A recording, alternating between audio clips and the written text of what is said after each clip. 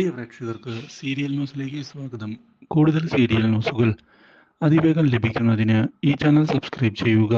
Bell icon മറക്കാതെ click ചെയ്യുക. Video ഇഷ്ടമായി എങ്കിൽ ലൈക്ക് ചെയ്യാൻ മറക്കരുത്.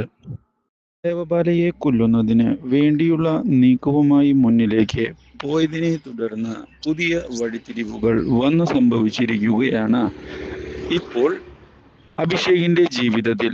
ഇതേ തുടർന്ന് ദേവബാല രക്ഷപ്പെടുകയാണ് ആ ചതിയിൽ നിന്ന്. മാത്രവുമല്ല, ദേവബാല കാര്യങ്ങൾ മനസ്സിലാക്കാൻ ഇടയാവുകയും ചെയ്യുന്നു. അതുകൊണ്ട് ഇനി എന്തു ചെയ്യും എന്ന ചോദ്യം ബാക്കിയാവുകയാണ് ഇപ്പോൾ മുൻപിൽ അഭിഷേകിന്റെ.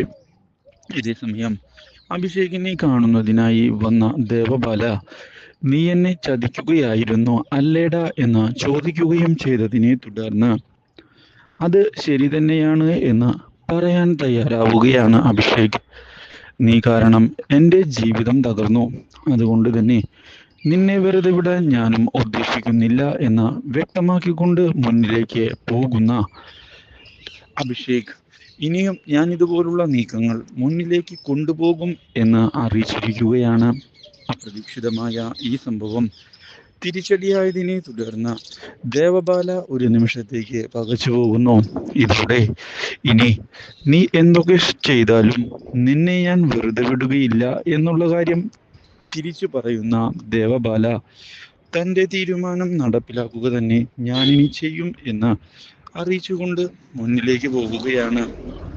കാര്യങ്ങൾ ഇതോടെ കൂടുതൽ വഷളായിരിക്കുകയാണ്. ദേവരാജൻ ഈ കാര്യം ഇതേ തുടർന്ന് അറിയാൻ ഇടയായതിനെ തുടർന്ന് കാര്യങ്ങൾ സംസാരിക്കുന്നതിനായി മുന്നിലേക്ക് വരികയും ചെയ്യുന്നു. പ്രശ്നം ഇതോടെ കൂടുതൽ വഷളാവുകയാണ്. എന്താണ് ഇനി ചെയ്യേണ്ടത് എന്ന ചോദ്യം ബാക്കിയാവുകയാണ് ഇപ്പോൾ മുന്നിൽ. കാര്യങ്ങൾ വിചാരിച്ചതുപോലെ അല്ല പോകുന്നത് എന്നുള്ള കാര്യവും ഇതേ തുടർന്ന് മനസ്സിലാക്കുന്ന അഭിഷേക് എന്ത് ചെയ്യും എന്ന ചോദ്യത്തിനു മുന്നിൽ പകച്ച് നിന്നു പോകുന്നു. Do like, share and subscribe.